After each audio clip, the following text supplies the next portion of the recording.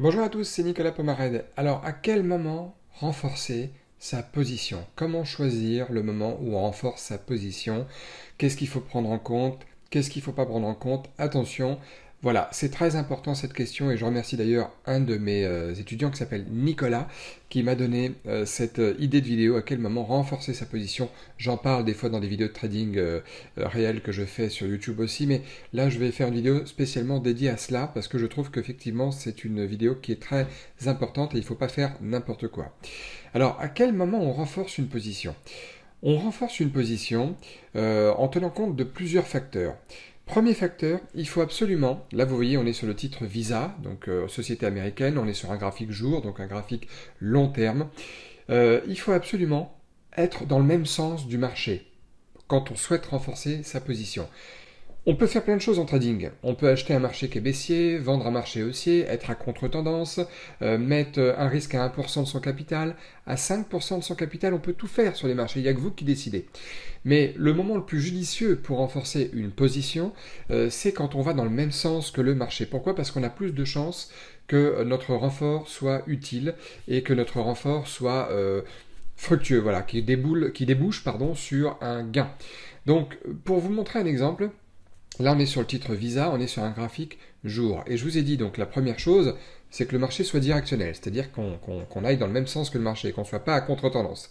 La deuxième chose à prendre en compte, c'est l'ATR. Je vous en ai déjà parlé plein de fois, c'est le range moyen journalier du titre. En l'occurrence, là, vous voyez sur le graphique jour de Visa, on voit ici l'ATR en bas, l'indicateur technique, et il nous dit qu'il est actuellement, c'est calculé sur 14 jours, d'environ 6,7 $ de range moyen. C'est-à-dire que le titre se déplace d'environ 6,7 $ par jour en moyenne. Quelquefois plus, quelquefois moins. Pour la sécurité de tous, je vous recommande d'être plutôt pessimiste et de compter moins que son range moyen habituel. C'est-à-dire, là on est à 6,7, comptez 6. Voilà, petit conseil au passage. Deuxième chose à prendre en compte pour les renforcements, c'est donc, j'avais dit, pardon, première chose, marché directionnel, deuxième chose, l'ATR à prendre en compte, et enfin, troisième chose, le point d'entrée pour le renforcement. Bah oui, parce que si vous avez un point d'entrée aléatoire, un point d'entrée risqué, un point d'entrée qui est déjà épuisé, il y a peu de chances que votre renforcement vous serve à quelque chose en fait. D'accord? Donc c'est très important de le savoir, de le prendre en compte. Pour vous montrer l'exemple, là on est sur le titre V, je vais aller maintenant sur un graphique beaucoup plus court terme, un graphique de timing, pour vous montrer à quel moment sur un titre comme ça on aurait pu renforcer sa position avec le moins de risque au passage. Allez, c'est parti. Voilà, on est sur un graphique 2 minutes, un graphique donc typiquement de timing, là où on rentre en position quand on fait du scalping ou bien du day trading. Et nous sommes sur le titre V, vous voyez l'ouverture s'est faite ici, d'accord? Vendredi. Là, les marchés sont fermés. On est donc ici. On attend un point d'entrée intéressant sur le titre V. Le titre V commence à monter un petit peu au départ, puis il redescend. Donc déjà, premier point d'entrée très intéressant. Pourquoi? Parce que nous avons fait entre son ouverture, son plus haut 206 $ et 205 $, nous avons fait que 1 $ de range moyen, déjà, premièrement. Donc ça veut dire qu'on a encore du potentiel sur le titre en termes de mouvement. Donc on rentre ici par exemple, super point d'entrée.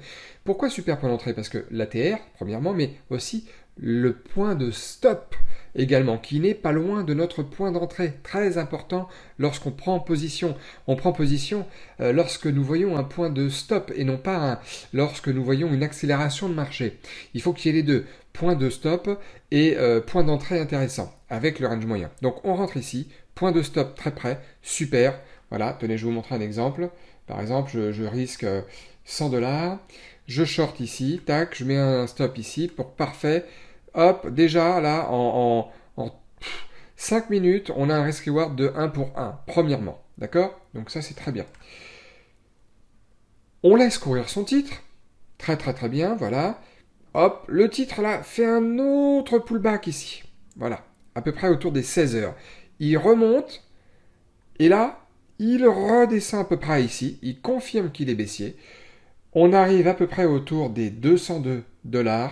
Attention, parce que là, les 6 $ de range moyen sont bientôt épuisés, mais il reste un petit peu de potentiel. Donc ici, on peut mettre un point de renforcement sur le même principe qu'ici. Pourquoi? Parce que au niveau de ce renfort-là, on pourra redescendre et rapprocher son stop au sommet de ce deuxième pullback.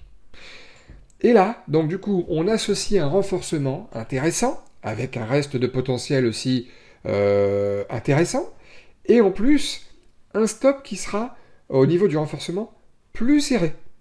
D'accord?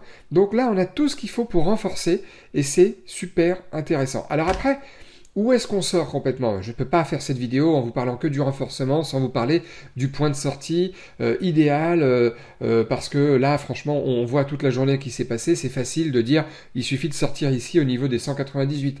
Non. Où est-ce que je serais sorti moi? Moi, je serais sorti, parce qu'on ne sait pas comment le marché se serait passé à l'avance. Là, on voit évidemment toute la journée qui s'est passée, donc c'est génial. Mais je serais sorti autour des 200,50 $, un petit peu avant le gros chiffre rond des 200 $, qui parfois fait office de gros support et qui rebondit et qui va après dans le sens inverse, d'accord? Et puis en plus, parce que 200 $ pour aller aux 206 $, voilà, entre son plus haut et là, le range moyen devenait épuisé.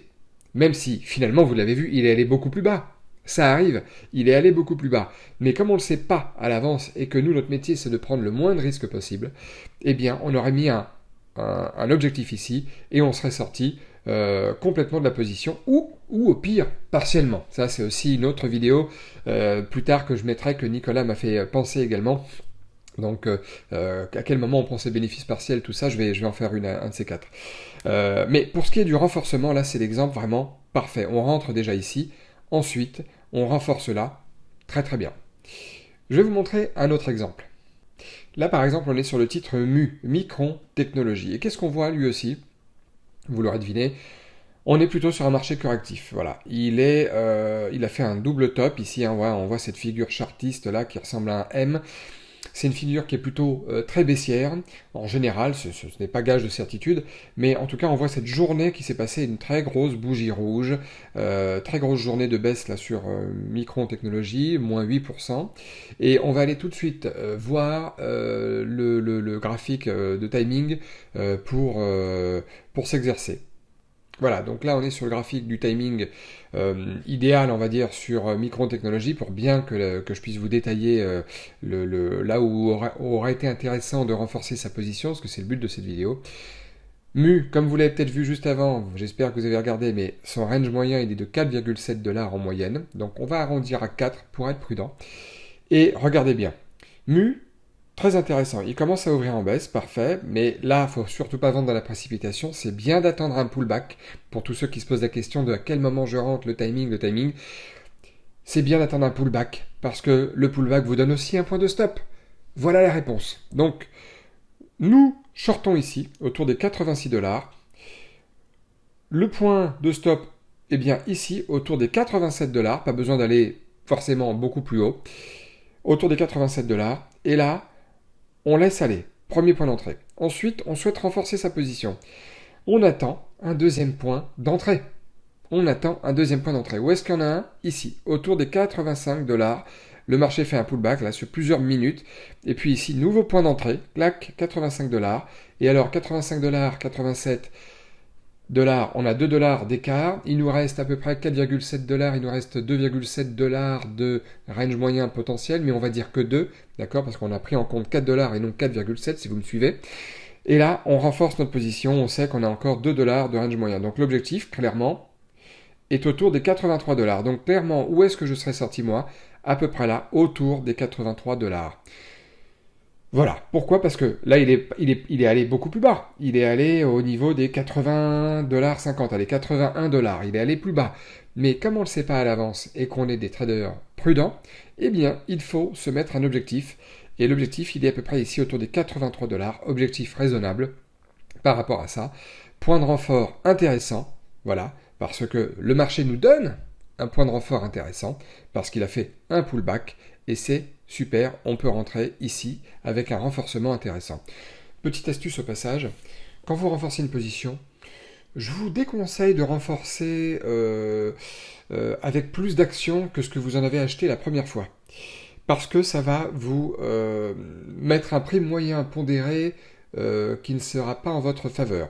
Je vous conseille, si vous avez acheté 100 actions, d'en acheter 50 de plus au niveau du renfort, mais en aucun cas 150, voire même 100. Évitez. Vaut mieux avoir un nombre d'actions inférieur lorsque vous renforcez votre position, tout simplement pour avoir un prix moyen global, toujours intéressant. Voilà, petite astuce au passage. Je vais vous montrer maintenant un autre exemple assez vicieux sur un autre titre. A tout de suite. Voilà, dernier exemple, je pense que celui-ci c'est le dernier. On est sur le titre Indo. Comme vous le voyez, le titre, il a fait une énorme bougie verte ici. Hein, on a grimpé de plus 101% sur la journée. D'accord, donc c'est vrai que les actions américaines, il n'y a pas beaucoup de marchés qui rivalisent avec autant de pourcentage de hausse en une journée. Il a fait 101% dans la journée. Et comme vous le voyez, tenez, je vais vous montrer la règle. Tac, tac, hop.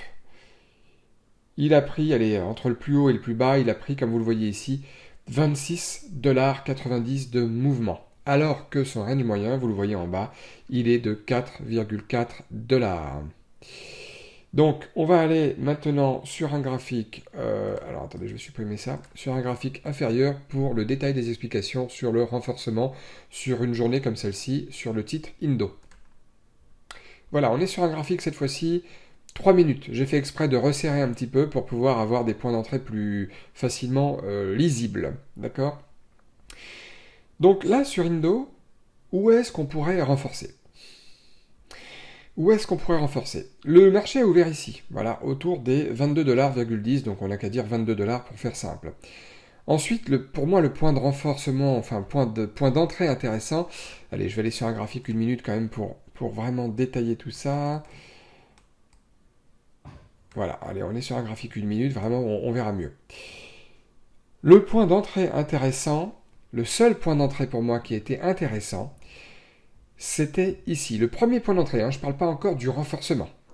C'était ici, parce que là, on a un vrai pullback, c'est-à-dire avec un vrai recul, un vrai rebond, etc. Sauf que quand on rentre à peu près ici, on rentre où? On rentre à peu près autour des 25$. Le problème, c'est que entre 22$ et 25$, le range moyen du titre, il lui reste, comme on l'a vu, à peu près 1$ seulement de mouvement potentiel. Donc, est-ce que c'est pas trop risqué? La réponse est oui, c'est un peu trop risqué parce que si on s'en réfère à nos outils de trading, il lui reste qu'un seul dollar de range moyen, c'est pas trop intéressant de mettre un stop, de rentrer ici, de mettre un stop là. Voilà, presque 1,5$ de notre point d'entrée, tout ça pour avoir peut-être qu'1$. Là, évidemment, c'est facile, on peut dire oui, si, t'aurais dû, quand on voit la journée comme ça, c'est vrai, mais on ne le sait pas à l'avance. Alors là, je ne vous parle même pas du renforcement, dans ce cas précis, puisque même le point d'entrée d'origine, c'est très important, même le point d'entrée d'origine était déjà trop risqué. Est-ce qu'on aurait pu rentrer sur un titre comme ça quand même? Il a fait 66 millions de volume hier pour environ 8 millions habituellement. Il a explosé ses volumes moyens, d'où son énorme performance, son énorme mouvement. Avec le temps, vous pourrez vous permettre de rentrer sur un marché comme ça, même si le range moyen est pour tout ou partie quasiment déjà épuisé. Parce que des fois, certains titres comme ça qui sont vraiment explosifs, on les repère. Je l'ai repéré moi-même, je ne l'ai pas acheté hier à cause de ça, à cause du range moyen. J'étais pas encore rentré sur mes titres, vous avez vu ma vidéo de vendredi, je l'avais vu ce titre-là, mais je n'étais pas rassuré par rapport à ça. Voilà, j'étais tout simplement pas rassuré. Mais de temps en temps, on peut rentrer dessus. Mais là, c'est pas l'objet de la vidéo. L'objet de la vidéo, c'était le renforcement. Là, on a un point d'entrée, mais qui est déjà trop risqué. Donc le renforcement, où on aurait pu le mettre, évidemment, si le titre avait 15$ de range moyen, évidemment, on rentre ici. Ensuite, on renforce à peu près là, vous voyez. Parce que là, il a fait un autre beau pullback important, et on renforce à peu près ici. Et après, on va sortir un peu plus haut, avant les 30$, parce que entre 22 et 30$, ça fait déjà 8$ de range moyen.